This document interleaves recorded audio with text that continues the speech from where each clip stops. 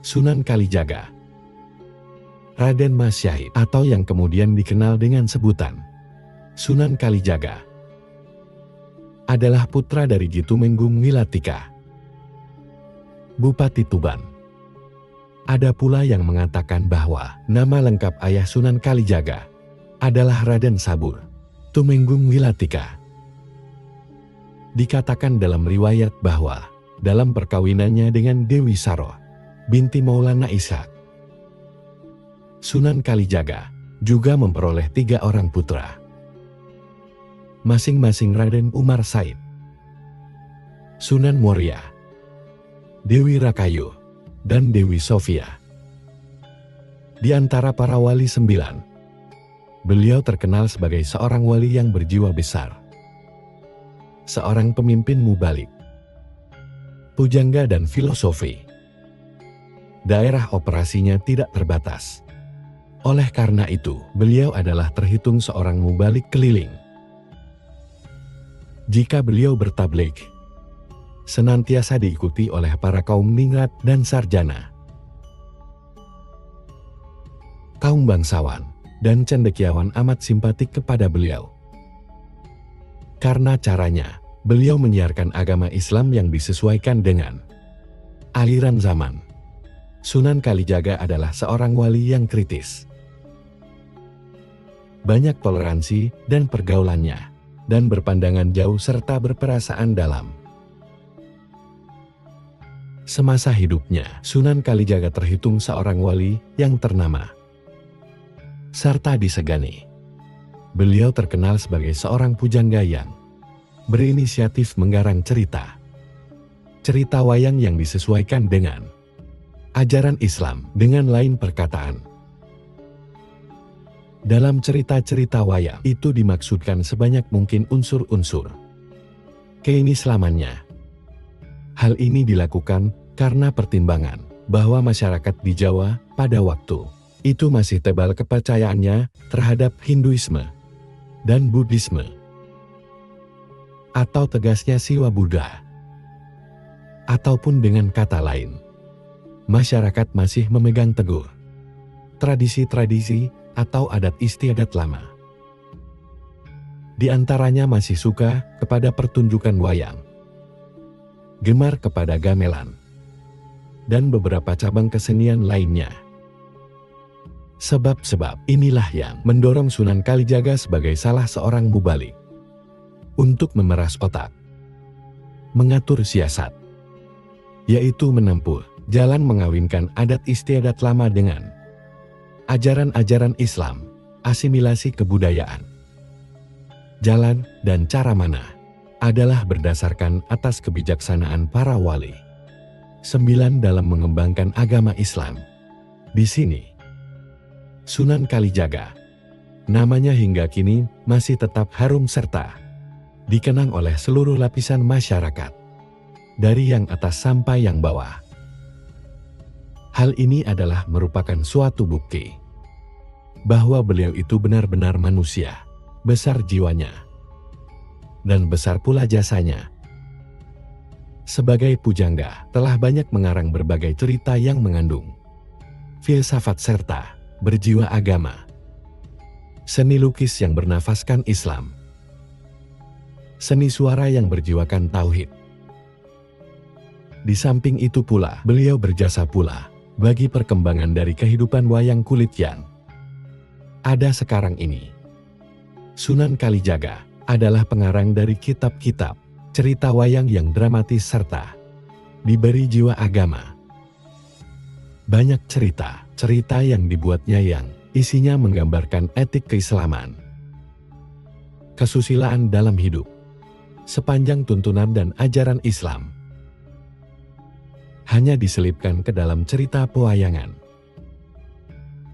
Oleh karena itu Sunan Kalijaga mengetahui bahwa pada waktu itu keadaan masyarakat menghendaki yang sedemikian. Maka taktik perjuangan beliau pun disesuaikan dengan keadaan, ruang dan waktu. Berhubung pada waktu itu sedikit para pemeluk agama Siwa, Buddha yang fanatik terhadap ajaran agamanya. maka akan berbahaya sekali kiranya apabila dalam memperkembangkan agama Islam selanjutnya tidak dilakukan dengan cara yang bijaksana. Para wali termasuk di dalamnya. Sunan Kalijaga mengetahui bahwa rakyat dari Kerajaan Majapahit masih lekat sekali kepada kesenian dan kebudayaan mereka. Di antaranya masih gemar kepada gamelan dan keramaian-keramaian yang bersifat keagamaan Siwa Buddha.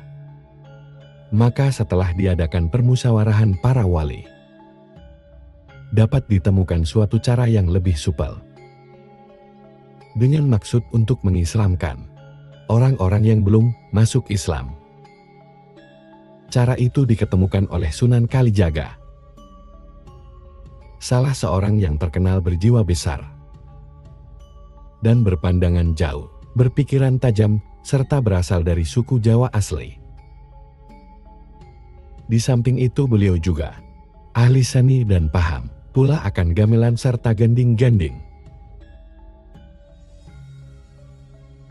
Maka dipesanlah oleh Sunan Kalijaga kepada ahli gamelan untuk membuatkan serancak gamelan, yang kemudian diberinya nama Kiai Sekati.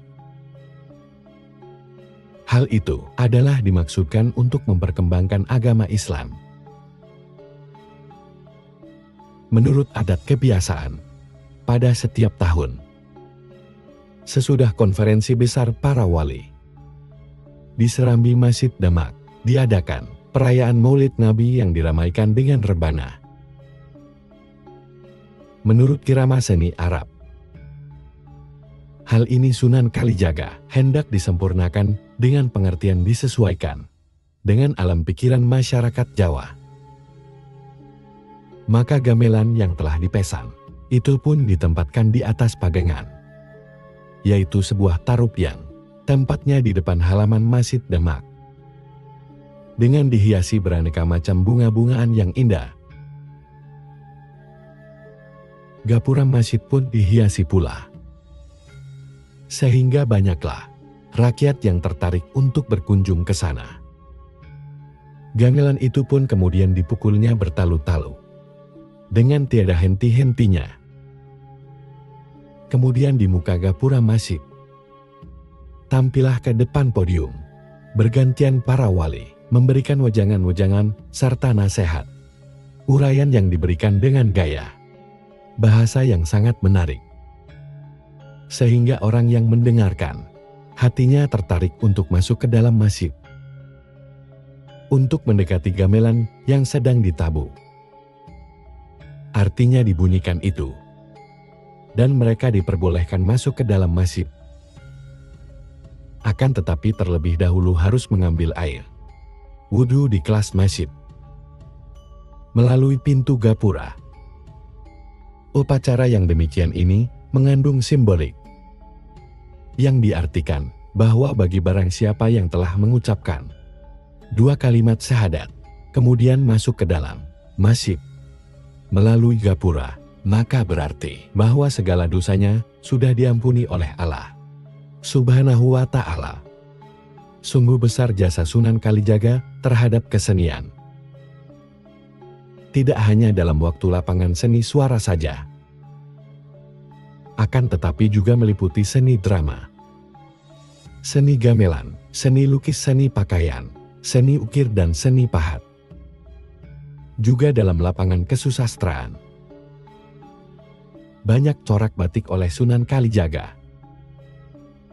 Diberi motif burung di dalam beraneka macam sebagai gambar ilustrasi.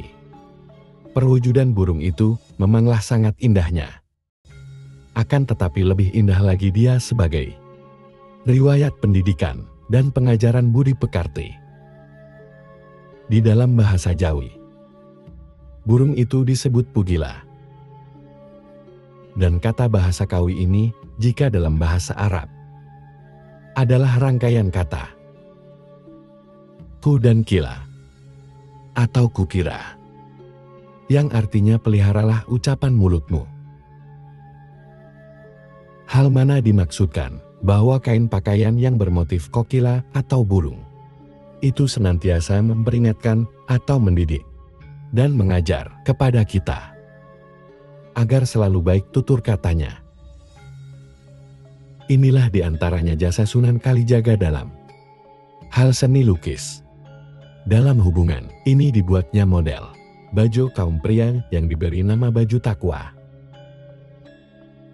Nama tersebut berasal dari kata bahasa Arab takwa, yang artinya taat serta berbakti kepada Allah Subhanahu wa Ta'ala. Nama yang simbolik ini sifatnya dimaksudkan untuk mendidik agar kita supaya selalu cara hidup dan kehidupan kita sesuai dengan tuntunan agama. Nama Kalijaga menurut setengah riwayat dikatakan berasal dari rangkaian bahasa Arab Hodei Zaka. Hodei artinya pelaksana penghulu, sedangkan Zaka artinya membersihkan. Jadi Hodei Zaka atau yang kemudian menurut lidah dan ejaan kita sekarang berubah menjadi Kalijaga, itu artinya ialah pelaksana atau pemimpin yang menegakkan kebersihan dan kebenaran agama Islam. Konon kabarnya Sunan Kalijaga itu usianya termasuk lanjut pula, sehingga dalam masa hidupnya beliau antara lain mengalami 3 kali masa pemerintahan. Pertama, Jamaah Siti Jenar sesungguhnya tidak ada di sini. Yang ada hanyalah Tuhan yang sejati, ujarnya pula. Awat Syah Lemangbang, iku wajahing Pangeran Jati. Nadian sira ngaturono ing pangeran kang sejati. Lamun Syah lemah bang ora, mangsa kelakon yakti. Yang artinya, oleh karena Syekh Siti Jenar itu sesungguhnya adalah wajah wujudnya Tuhan sejati. Meskipun engkau menghadap kepada Tuhan yang sejati, manakala Siti Jenar tidak, maka tidaklah hal itu akan terlaksana. Pada waktu Maulana Maghribi memberi wejangan kepada yang disebut Tuhan Allah sejati itu, wajibul wujud, maka Syekh Siti Jenar pun menjawabnya dan berkata, aja anak kakekan samu, ya insun niki Allah, nyata insun kang sejati, dijuluk Prabu Satmoto, tan onolian jateng, ingkang aran bangsa Allah. Yang artinya, jangan kebanyakan semu, saya inilah Allah. Saya sebetulnya bernama Prabu Satmata, dan tiadalah yang lain dengan nama ketuhanan. Oleh karena segala ucapan-ucapan dan ajaran-ajaran Syekh Siti Jenar ini dipandang sangat membahayakan kepada rakyat, maka akhirnya beliau pun dihukum mati oleh para wali. Jikalau kita ikuti segala ucapan Syekh Siti Jenar tersebut di atas, maka hal itu mengingatkan kita kepada ajaran-ajaran dan ucapan salah seorang mistikus yang mahzun, yaitu Al-Halak. Sebagaimana diketahui, Al-Halak pernah berkata, Analhaq artinya sayalah kebenaran yang sejati itu. Kemudian katanya pula, Wa mafijupati ilalah artinya, dan tidak ada yang dalam jubah melainkan Allah. Di samping itu Al-Halak juga pernah mengatakan, telah bercampur rohmu dalam rohku. Laksananya bercampurnya camar dengan air jernih bila menyentuhi akanmu sesuatu. Tersentuhlah aku, sebab itu engkau adalah aku. Dalam segala hal, demikian pandangan hidupnya. Ucapan ajarannya, inilah yang mengakibatkan dia dihukum mati atas tiang gantungan.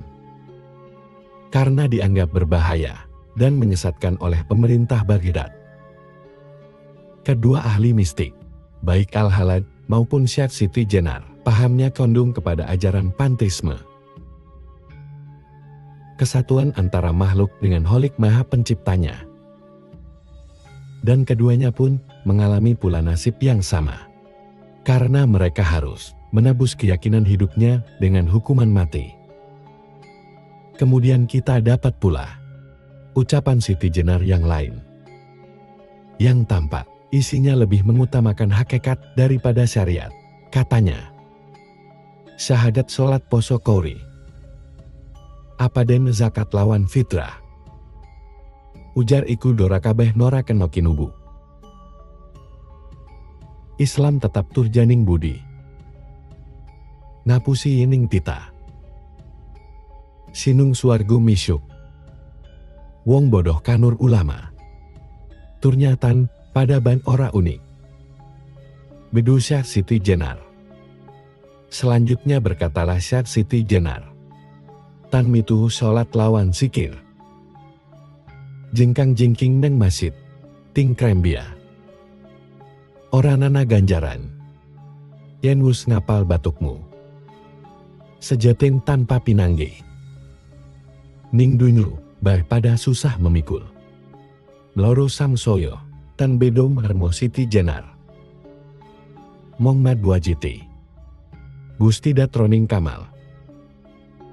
Demikianlah antara lain pandangan hidup serta ajaran-ajaran dari Syekh Siti Jenar. Dalam riwayat dikatakan bahwa murid Syekh Siti Jenar adalah Ki Ageng Tingkir, Ki Ageng Pengging, Pangeran Panggung Kilontang. Menengok konflik masa lalu. Biasanya konflik yang terjadi di kalangan ulama, terutama ulama zaman dahulu, lebih banyak diakibatkan karena persoalan politik. Tidak hanya terjadi pada era kiai ulama masa kini, tetapi sejak zaman Wali Songo pun, konflik seperti itu pernah terjadi. Bahkan sejarah Islam telah mencatat bahwa jenazah Muhammad Rasulullah Shallallahu Alaihi Wasallam baru dimakamkan 3 hari setelah wafatnya. Dikarenakan para sahabat justru sibuk rebutan soal posisi khalifah pengganti Nabi. Di era Wali Songo, kelompok ulama yang diklaim oleh Nu sebagai nenek moyang dalam perihal berdakwah dan ajarannya, sejarah telah mencatat pula terjadinya konflik yang fenomenal antara Wali Songo yang mementingkan syariat dengan kelompok Syekh Siti Jenar yang mengutamakan hakikat. Konflik itu berakhir dengan fatwa hukuman mati bagi Syekh Siti Jenar dan pengikutnya. Sejarah juga mencatat bahwa dalam persoalan politik, Wali Songo yang oleh masyarakat dikenal sebagai kelompok ulama penyebar agama Islam di Nusantara yang cukup solid dalam berdakwah itu, ternyata juga bisa terpolarisasi ke dalam 3 kutub politik. Giri Kedaton, Sunan Giri di Gresik, Sunan Kalijaga, Adilangu Demak, dan Sunan Kudus di Kudus. Kutub-kutub politik itu memiliki pertimbangan alasan-alasan tersendiri yang berbeda dan sangat sulit untuk dicarikan titik temunya dalam sidang para wali sekalipun. Terutama perseteruan dari 2 nama yang terakhir. Itulah sangat menarik, karena pertikaian kedua wali tersebut dengan begitu gamblangnya sempat tercatat dalam literatur sejarah klasik Jawa. Seperti Babat Demak, Babat Tanah Jawi, Serat Kondo, dan Babat Mainsma. Lagi-lagi, konflik itu diakibatkan karena persoalan politik. Perseteruan yang terjadi antara para wali itu bisa terjadi bermula setelah Sultan Trenggono, Raja kedua Demak wafat. Ciri Kedaton yang beraliran Islam Mutihan lebih mengutamakan tauhid, mendukung Sunan Prawoto dengan pertimbangan kalimanya. Sementara Sunan Kudus mendukung Aryo Penangsang, karena dia merupakan pewaris sah, putra tertua dari Pangeran Sekar, Satuun Eplet, kakaknya Trenggono yang telah dibunuh oleh Prawoto. Sedangkan Sunan Kalijaga, aliran tasawuf Abangan, mendukung Joko Tingkir Hadiwijaya, dengan pertimbangan ia akan mampu memunculkan sebuah kerajaan kebangsaan Nusantara yang akomodatif terhadap budaya. Sejarah juga mencatat, konflik para wali itu lebih seru bila dibandingkan dengan konflik ulama sekarang. Karena pertikaian mereka sangat syarat dengan intrik politik yang kotor. Seperti menjurus pada pembunuhan terhadap lawan politik. Penyebabnya tidak semata karena persoalan politik saja. Tapi di sana juga ada hal-hal lain seperti pergesekan pengaruh ideologi, hegemoni aliran oleh para wali, pengkhianatan murid terhadap guru, dendam guru terhadap murid, dan sebagainya. Bahkan De Graaf, seorang sejarawan Jawa dari Belanda, dengan begitu beraninya menilai konflik di antara para wali itu bukan hanya masalah hubungan antara guru dan murid belaka. Bukan pula harus selalu dilihat dari segi spiritualnya. Tetapi sekolah agama dari para wali itu bisa juga dilihat sebagai sebuah konsentrasi politik. Para wali yang terlibat konflik itu sesungguhnya tidak membatasi diri pada ajaran spiritual saja, tetapi juga memposisikan dirinya sebagai ahli politik sejati yang terlalu banyak ikut campur tangan terhadap persoalan negara. Seperti misalnya, seseorang yang menjadi raja berhak menyandang gelar sultan bila telah mendapatkan restu dari Giri Kedaton.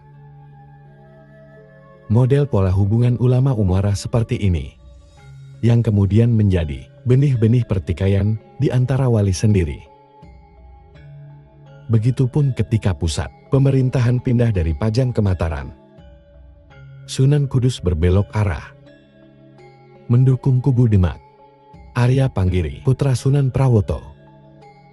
Kubu yang sebelumnya dilenyapkan oleh Arya Penangsang, jagoan Sunan Kudus, untuk menguasai Pajang, mengusir Pangeran Binowo, putra Sultan Hadiwijaya. Sementara Sunan Kalijaga mendukung keturunan Pamanahan, Ki Gir Mataram, untuk mendirikan kerajaan baru yang bernama Mataram.